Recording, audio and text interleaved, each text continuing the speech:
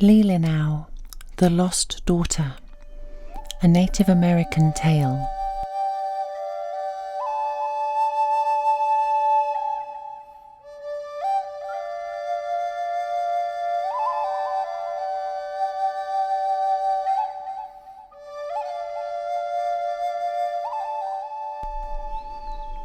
Leelinau was the favourite daughter of a hunter who lived on the lake shore near the base of the lofty highlands called Caug Wudju. From her earliest youth she was observed to be thoughtful and retiring. She passed much of her time in solitude and seemed ever to prefer the companyship of her own shadow to the society of the lodge circle. Whenever she could leave her father's lodge, she would fly to remote haunts and recesses in the woods, or sit in lonely reverie upon some high promontory of rock overlooking the lake. In such places she would often, with her face turned upward, linger long in contemplation of the air, as if she were invoking her guardian spirit and beseeching him to lighten her sadness. But amid all the leafy haunts, none drew her steps toward it so often as a forest of pines on the open shore called Manitowok, or the Sacred Wood. It was one of those hallowed places which is the resort of the little wild men of the woods and of the turtle spirits or fairies which delight in romantic scenes.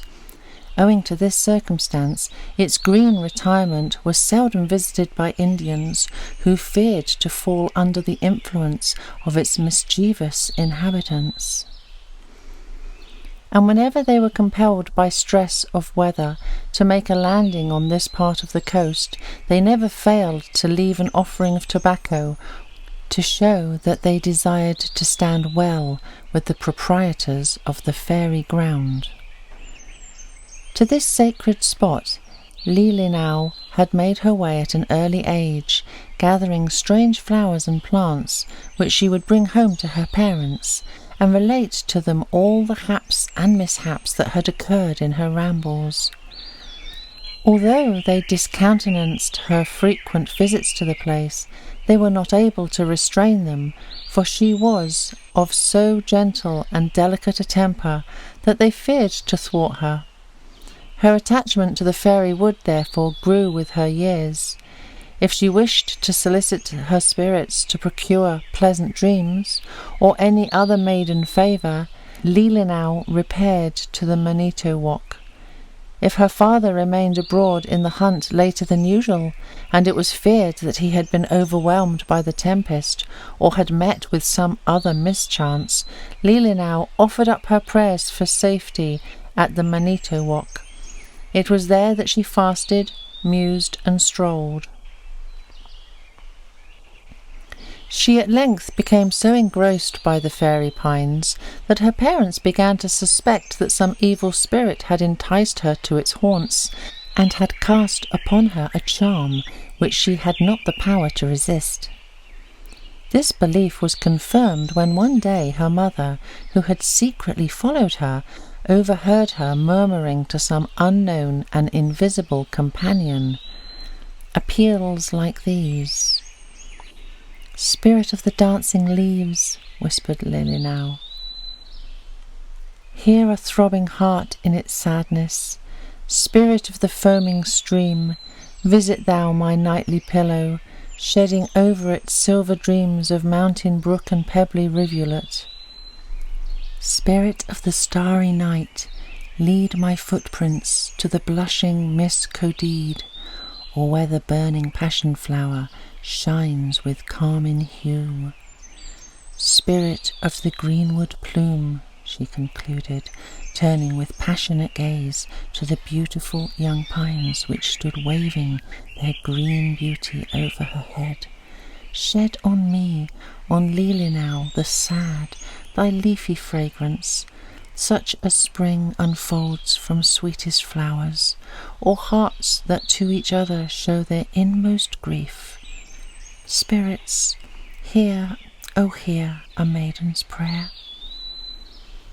Day by day, these strange communings with unseen beings drew away the heart of Leelinau more and more from the simple duties of the lodge, and she walked among her people, melancholy and silent, like a spirit who had visited them from another land. The pastimes which engaged the frolic moments of her young companions passed by her as little trivial pageants in which she had no concern. When the girls of the neighbouring lodges assembled to play at the favourite female game of Papas Eco One, or the block and string, before the lodge door, Leelinau would sit vacantly by, or enter so feebly into the spirit of the play as to show that it was irksome to her. Again in the evening, when the young people formed a ring around the lodge, and the pipied jiggin, or leather and bone, passed rapidly from one to the other, she either handed it along without attempting to play, or if she took a part, it was with no effort to succeed. The time of the corn gathering had come, and the young people of the tribe were assembled in the field, busy in plucking the ripened maize.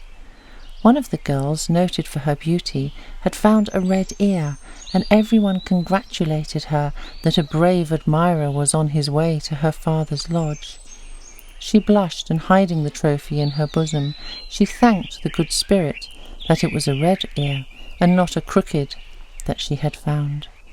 Presently it chanced that one who was there among the young men espied in the hands of Leelinau, who had plucked it indifferently, one of the crooked kind, and at once the word "Wajimin" was shouted aloud through the field, and the whole circle was set in a roar.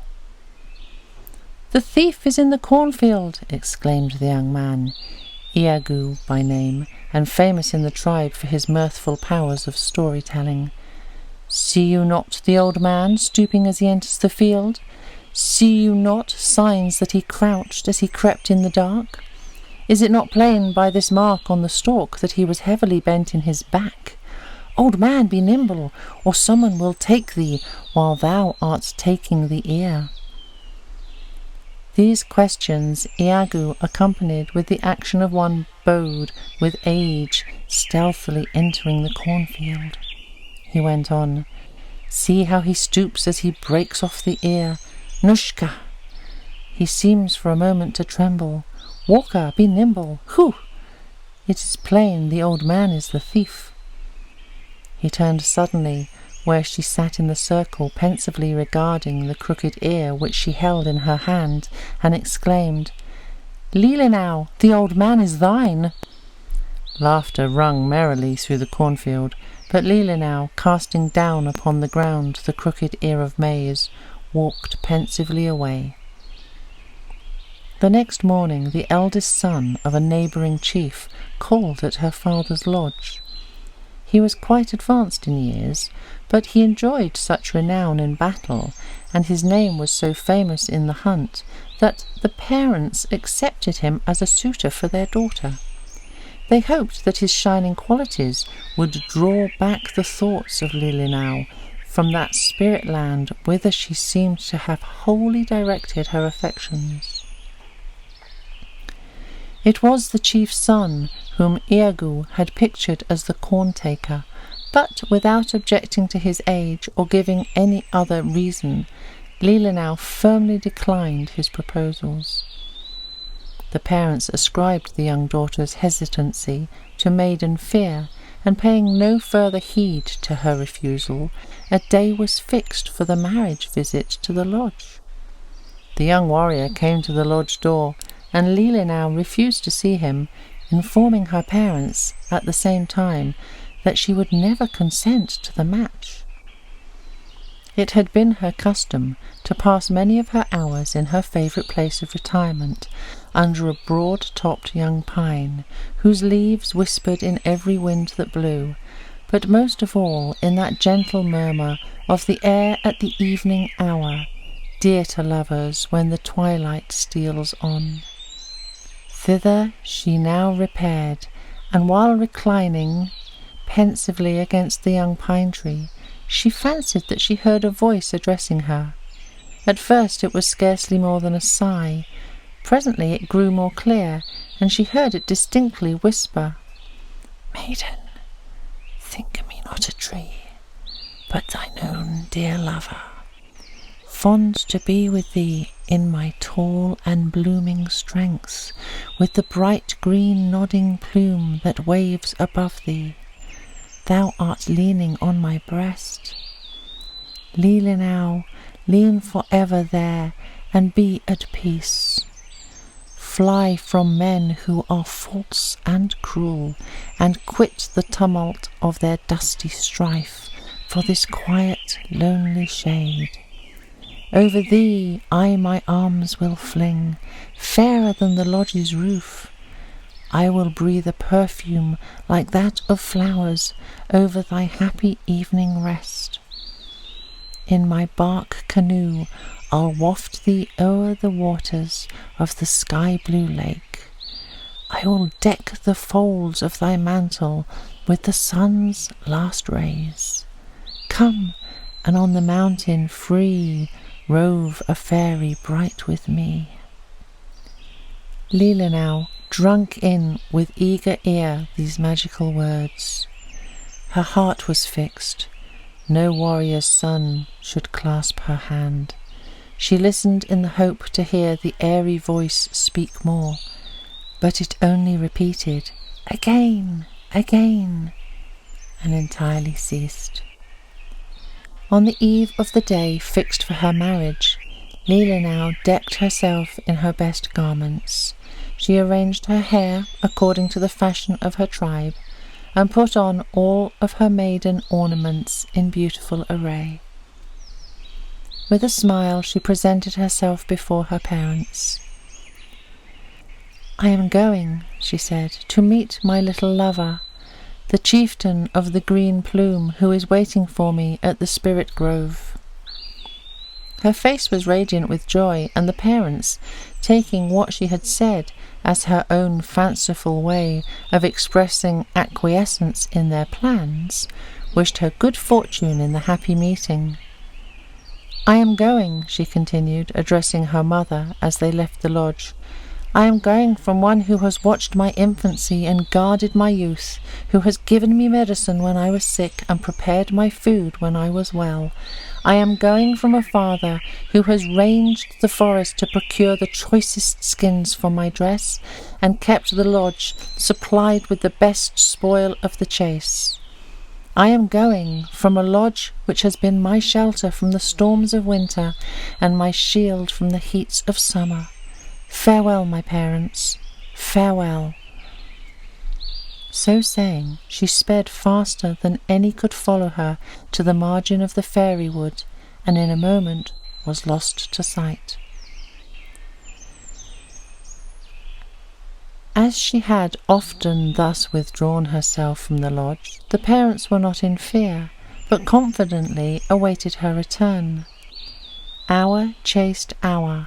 As the clouds of evening rolled up in the west, darkness came on, but no daughter returned.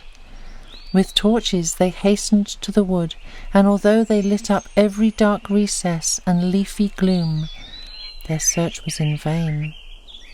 Leelinau was nowhere to be seen. They called aloud in lament upon her name, but she answered not. Suns rose and set, but nevermore in their light did the bereaved parents' eyes behold the lost form of their beloved child. Their daughter was lost indeed. Whether she had vanished, no mortal tongue could tell. Although it chanced that a company of fishermen, who were spearing fish near the spirit grove, descried something that seemed to resemble a female figure standing on the shore. As the evening was mild and the waters calm, they cautiously pulled their canoe toward land, but the slight ripple of their oars excited alarm. The figure fled in haste, but they could recognize in the shape and dress as she ascended the bank the lost daughter, and they saw the green plumes of her fairy lover waving over his forehead as he glided lightly through the forest of young pines.